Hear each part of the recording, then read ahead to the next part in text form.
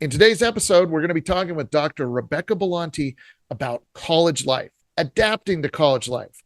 But there's great pieces of information that are not just for students or parents, but are relevant to just about everyone. Let's get started.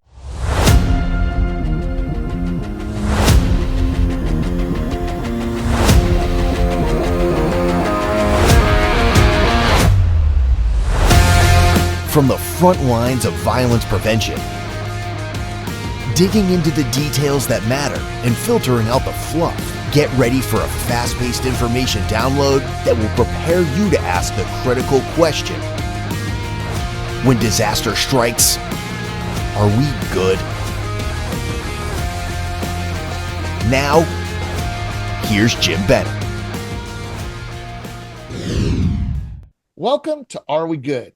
In today's episode, we're going to be talking about your first few weeks at college. And you might think, what does this have to do with me? I'm not going to college. Well, we're going to be talking with an expert, Dr. Rebecca Beante, who's going to give us insight into that, but also things that are relevant to anyone, and especially in taking care of our young adults and our students, those people that we love. Some great advice. So let's go ahead and dive in. And I'd like to welcome Dr. Rebecca Beante, who I've worked with for years through Beante.net and is an expert, certainly in the field of behavioral threat assessment. In fact, most of you know her by that, but she also has an incredible background in counseling and higher education. So I'm excited to welcome you to the show, Dr. Rebecca Beante. Welcome. So good to be here, Jim. I've been excited watching the whole evolution of Are We Good and what you're doing for higher education and keeping our community safe. So it's great to work with you in a different fashion. We've known each other for quite a few years. Exactly. And we've worked as trainers, speakers, presenters through Beante and just had a great time for so many years. And we actually started Are We Good with an episode of just you and I talking about this. So Right. it's kind of coming full circle, but we're going to have plenty more coming up here as well. So let's kind of familiarize people that aren't really familiar with your experience in counseling, higher education. Let's get them caught up. Sure. So yeah, I'm doing work in the security industry and heavily involved with organizations such as ASIS, but really my heart still is with the counseling arena. And that's where, I majored in psychology and criminal justice and then got my master's in rehabilitation counseling. And for years, spent time working with people with psychiatric disabilities, behavioral health issues. And you and I were talking earlier about preparation for college, whether it's a community college or higher education universities. There's so many parallels that are also for world of work. One time in my career, I built a program. It was called World of Work. Wow, the WOW program. And it was literally to help students who were also patients in residential treatment centers get acclimated to that transition from the institutional environment into work life. Now, in doing that, we also did transitioning into community colleges, and we had a few that went into the university setting. But whether it's Peace Corps, Job Corps, military, or the world of work, technical programs, or the traditional or not traditional higher education. So, college life isn't always for everyone. I'm proud that I was able to have the benefits to go to college, several programs, but that's not necessarily the fit for everyone. But I think some of these things, whether it's the safety protocols or the parental attachment or support, really does transfer into other arenas, whether your student is living at home or whether you've moved them miles away into a dorm setting. So a lot of these principles are similar, and I do feel blessed that I've had opportunities to work with individuals that are struggling. Jim, a lot of people don't know that I don't have a traditional high school background and that I was a GED graduate. And for years, I was embarrassed about that until I started working with students who were wanting that path. And I was able to share my story of, hey, if this is what you want, let's look at it. And again, maybe that's not for everyone, but to show them that there can be other opportunities even after GED. And for me, getting my doctoral work and having my PhD, So it is fun and rewarding to be able to offer that to other students, but also the parents. You know, you and I both have boys, and I have four kiddos, and three of them have experienced the college life, and I have a high schooler that's gearing up for possibly. I mean, who knows? Maybe he's going to take a non-traditional route. So that's one thing as a parent is knowing that every person is so different, and even though I might have these certain set values and expectations, to kind of lean back a little bit and let them grow and explore what's going to be the best path for them. That seems to be always evolving, huh? Yeah, absolutely. And I'm glad you brought that up because, you know, as parents, we do have to have that flexibility. We may see how we want our children to turn out or what our Hmm. expectations are, but that's not realistic. And I think both you and I, having worked in higher education, we saw kind of those collision courses where sometimes students were maybe even, let's just say, majoring in something that was because mom and dad said, I Hmm. want you to major in that. And they were like, I'm not even interested in this. And that created problems. So it is refreshing to hear that is, you know, to really kind of look through it through that lens of your student may not completely go with the plan you think you have set up Right, for them. So right. well, let's talk for just a minute about that kind of first few weeks on campus. I guess more or less from kind of like a psychological standpoint, but you know, like what are they going through? And again, we're dealing with students that come from such an incredible variety of backgrounds. Some have very high parental involvement in their lives. Some don't. And some, you know, have this kind of new experience of like, I've never lived by myself or I've never lived without mom or dad taking care of me. I mean, there's a lot of Mhm. changes, right? There are a lot of changes. So if I look at, because, you know, and like you said, there's such a diverse, could be a student who's still living at home, and that's a whole different relationship of figuring out that relationship of how to parent, but not parent too much because they're over 18. But let's take the student profile who's moving to a university and living on campus away from their community that they know as Right. home. And it seems like there's so many different profiles, but when I kind of lump them into little categories, you get the profile of the homesick student, the one who just is missing their pets, they're missing their parents, they're missing their whole routine. So that's kind of a set of dilemmas there. Then you have a profile of a student who's yeehaw!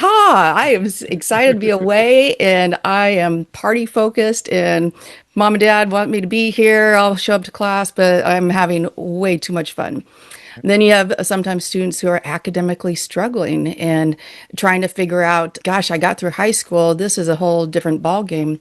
I often hear and see students who are isolated, which that one seems to be a newer trend for me to learn about in the last decade or so, where it's not the partying and it's not so that they're missing home so much, but they're just isolating. And so being in their dorm room and noticing that other people are making friends or have friend circles and they are not. So that's another profile. And then another one is an overwhelmed student profile where they're just not necessarily from a small town, but maybe things came a lot easier and it's just overwhelming all these new resources, all these new faces, and trying to navigate all of that. And so with all of those profiles really, and Jim, we're talking about like the parent from the parent perspective, right? Right. Yeah. Right. Okay. So all of those categories really what I recommend when working with parents is being that encouraging support person, Yeah. the person that checks in, but not, well, you and I've talked about the helicopter parents or the hovering parents, and I've been that parent before, and there are times where I really feel that that's needed. But as a student is transitioning on their own to a university away from home, you want to gauge that carefully and not hover too much. But I've seen this mistake happen to where parents might cut back completely Yeah. and saying they're on their own. This is what I'm supposed to do as a parent, and I need to give them their independence. And that has been really hard for some individuals. And so finding that balance of checking in with your child and then also talking about it way before they even go to college, but then as they're transitioning about, hey, you know what? You can call me no matter what time of day. In fact, I'm going to put in my phone a breakthrough alert. And no matter what time of day, I'm not going to get mad at you if it's 3 in the morning. I want you to know I'm there for you. Now, in doing that, as a parent, also, so envision yourself, you're at home, getting woken up 3 o'clock in the morning. Do you have resources for that campus to where you know the roommate's number and parents? Right. Do you know the RA if they're living in a dorm? Do you know the counselor? Anyway, all those basic resources that we're like, well, yeah, get those figured out ahead of time, even put it in your phone. So that way, if you are faced in a situation that either is the 3 o'clock in the morning, or it could be after class and the student's like, hey, this happens a lot after the first term and people are getting sick, and as a mom, it's just like, oh, you want to be there to help. But, does the student have the information and know where to go at the wellness center? So could it be for mental health reasons? It could be a sickness or cold, but having those resources for both you as a parent, but then also your kiddo. So that way you can hover far away, but be there when needed as that supportive parent without the judgment. And I know that's so hard when you're a parent and maybe your student sharing some things that you just want to say, what are you thinking? But yeah, being there is more of support. In fact, Jim, oh, can I keep going, or do you have another question for me, huh? No, this is great stuff. Go for it. Have you ever heard of it's a counseling model, but it's called motivational interviewing. And it's a theoretical model that's used in counseling and also in other avenues, even in people who are helping others get employment. And so motivational interviewing, I just love because you're being empathetic and you're also letting the person figure things out on their own. And so you're reflecting back to them and you're affirming what they're saying, but then you're asking some questions. And so in all those scenarios I mentioned earlier, whether it's the homesick student or let's say the isolated student, and you're talking to them, and so you listen to them and you affirm what they're feeling and what they're going through, but then you also hopefully get to a place where you're eliciting some change, kind of like, well, what would it look like if you were to be more socially involved? What could that look like? Or Yeah. what do you see that your friends are doing? And then, well, I wonder what kind of steps you could take, and ask them the question. So it's motivational interviewing. Google it. You can get some tips. It could work for even the party focused student who's just out partying and not doing any of their schooling. Those conversations can lead back to where you're listening and being empathetic, not judgmental, but then also getting to a point where, where do you see yourself at graduation? Do you see yourself actually graduating? What would it look like for your schedule to kind of, make sure you get all the right grades that you need in order to graduate? Exactly. That is great advice, and I think, I always start every one of these conversations, as you probably heard, with, hey, this is relevant to everyone. It's not just about maybe that particular segment of society we're talking about today, college students, Right. because, that motivational interviewing that you were talking about, I think is so critical because most people, and keep this in mind, this is your student, this is your granddaughter, your grandson, whatever it might be, they don't want to hear, don't do this, don't do that, or else. It's the conversational side of things, and that's relevant anywhere in life. And so I'm really excited that you brought that up because I think that's really important. And this transition that parents have to go through as well, we talk a lot about it in Safer Student in terms of you're becoming now this safety resource because you're not there 24/7 to say, okay, let's stop everything for the day, sit down face to face, have a talk. Let me drive you somewhere. Let me go with you to this appointment, whatever it might be. That doesn't exist once they're Right. 3,000 miles away or wherever they might be. And so that transition is so important. Speaking of that, and just kind of preparing them, conversations that should occur at some point. Give me a couple thoughts on those most important topics. And it might be obvious to many, but I think we need to hear about what are some of those conversations that we should be having or someone should be having with our students in terms of their safety, going off to Yeah. college? Ideally having these conversations their senior year or even Yeah. junior, even earlier. Some schools, they do training on run, hide, fight. Very few. Hmm. They don't call it that if they do the training.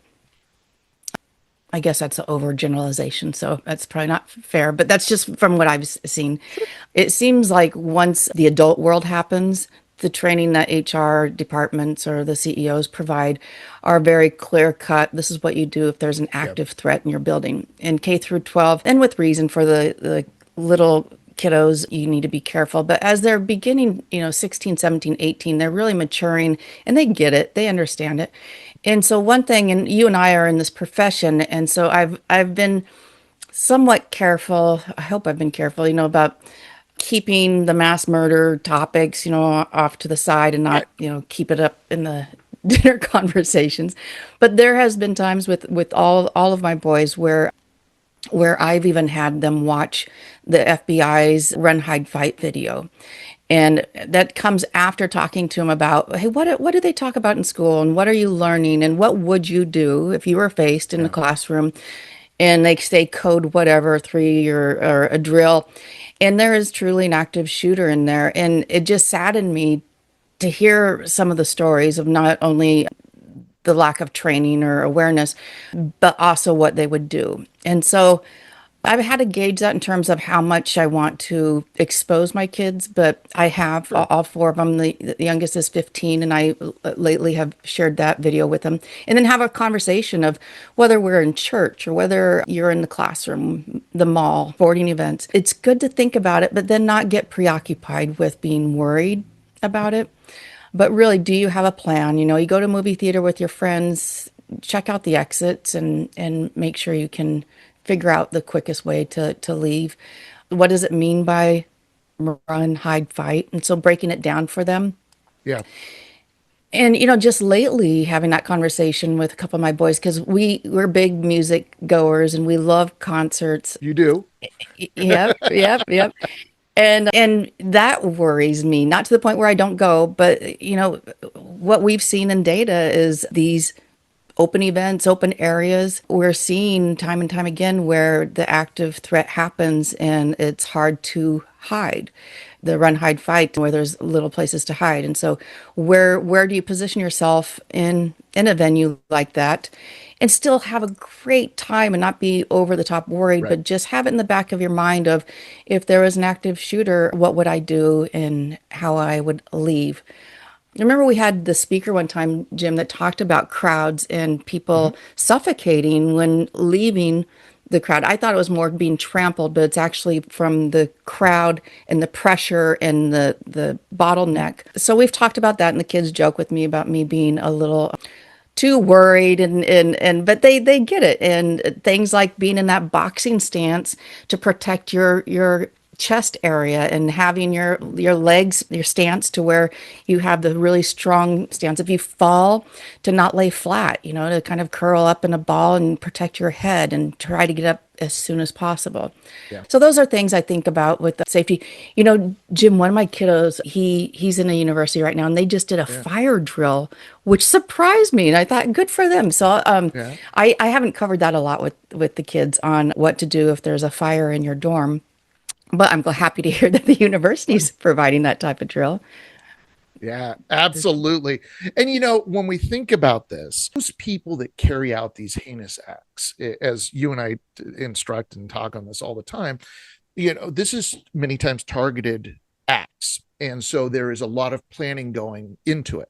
Hmm. Let's, on our side, do the planning of how we observe, identify, and respond to these incidents. And I think you hit it just perfectly with that, is that we want to still be able to enjoy and encourage our families to enjoy Yeah. things, but it's that pre-planning. Just as the bad actors have a pre-plan, we need to have one as well. So I think that's just a very, very important concept. Now, one of the Yeah. things, Oh, oh, go ahead. I was going to say, I've been seeing schools, wish they do more of it, but I am seeing a push now of letting the student population know what are the signs Yeah. of someone's suicidal or if someone might be at risk for a targeted event. And so I'm happy to see that. I do talk to my kids about that, and I've been really proud when they've come to me and have asked questions too. Yeah. One time when they thought that maybe someone was suicidal, and as they talked through it, they knew what to do. And they knew who to report it to. Another time when it was someone wasn't acting quite right, and Mom, I remember you talking about this threat assessment thing, and so talking it through, but then having a resource to point them to. So that's something I'd also recommend for parents before your student has gone to the next environment, to find out the local resources. And if it's not a university, let's say it's Job Corps, Peace Corps, what are the Right. local resources in that area, whether it's community behavioral health or law enforcement, to kind of make sure you have those resources on your list for both you and your child. Absolutely. There is so much more we got to talk about, and we're going to do it again and have more of these conversations probably later on in the school year as well, because there's changes that occur after 6 months, after, Absolutely. and especially after you've actually completed your first year and you're returning. It's a little different perspective, because now you kind of know the lay of the land, you know the routine, but that can also create complacency too. Like, hey, last year was great, what could ever happen? So let me just kind of wrap up with this one question that I think a lot of parents have. And that is this concern, because we've seen incidents happen on university campuses where there was a nexus to the living arrangements. In other words, they were making plans while they were living on campus in housing, or they were interacting with roommates and things like that. Let's talk for just a moment about what should a student do if, let's say, they begin to start hearing those kind of concerning comments. Maybe there's, and you and I talk about this all the time, leakage of information getting out. Hey, I just happened to notice my roommate, some really weird stuff, like they're drawing maps of the building and they're not an engineering or architect major, and things like that. Or they're always kind of looking maybe online about mass attacks and how they were perpetrated. What are some of the just kind of your general thoughts on what students in general, and this could be beyond just being a student, what should we be looking for and how do we report it? Yeah, that's a great question. Coming from the heart of being a kind, supportive roommate or friend, but when you notice things, and it could be related to suicidal ideation, or it could be like what you're saying, that they might be really upset at the dean of the psychology program, but come from an area of care and question and find out how the person's doing. So let's say you're checking in with your roommate, and the roommate's saying they're fine, they're sad. You go that direction of support. What could we do to support? Let's say they go the direction of, I'm just pissed off, and I'm mad at my instructor who failed me. Be supportive, ask questions, and maybe that's it. But maybe the student says, and I can't wait to get them back. Ask them more questions. Well, what do you mean about getting them back? What are you thinking about doing? So again, be a friend, be supportive, but they might answer a question that you're just like, oh my gosh, did they just say that? Because a lot of times when people are planning an event, it leaks out, like you mentioned earlier, Jim, and they might be sketching it out. We've seen several of those spiral notebooks to where they have pages and pages of what their plan might be, but they've changed their plan to something else. So asking the questions, it's amazing how people will open up and tell you. So let's say they're telling you now some information. You're like, holy cow, what do I do? Still be supportive. Figure out, hey, are you talking with anyone about this? Who else on campus are you talking? So that would be ideal. Let's say they have an academic advisor. Try to get them hooked back up. Talk to your RA. Do so carefully, though, in a way you're coming from support. I worry because I hear from people saying, I didn't want to say anything because I didn't want to get them in trouble. Remember, you're just being a caring person, supporting the individual because you want what's best for them. So you need to say something. See something, say something. We saw it in the news just yesterday, how that saved a lot of people's lives, where someone said something at the right time and it prevented a mass shooting. So keeping that kindness in mind and letting someone know, and try to support the person as best as you can. And I bet, Jim Bennett, you have more to add to this, because this is right up your alley as well. Well, I always have stuff to say, but this is about you. But I think you really covered it really well. And I think just an important part of this is the fact of, as a parent, there's a point where we want to ensure that our students know this and have these conversations with them and know what those resources are. And if maybe neither of you know about it, like you as a parent or you as a student don't really know who to report things to, then you need to ask. And so that might be a great opportunity for that parent to say, hey, now that you're there, have you kind of figured out, like, let me just give you a scenario really quick. If someone, your roommate was saying something very concerning, who'd you go talk to? Would you feel comfortable talking to someone? And I think that's just so, so important. Okay, we got to wrap it up because we just, unfortunately, are running out of time.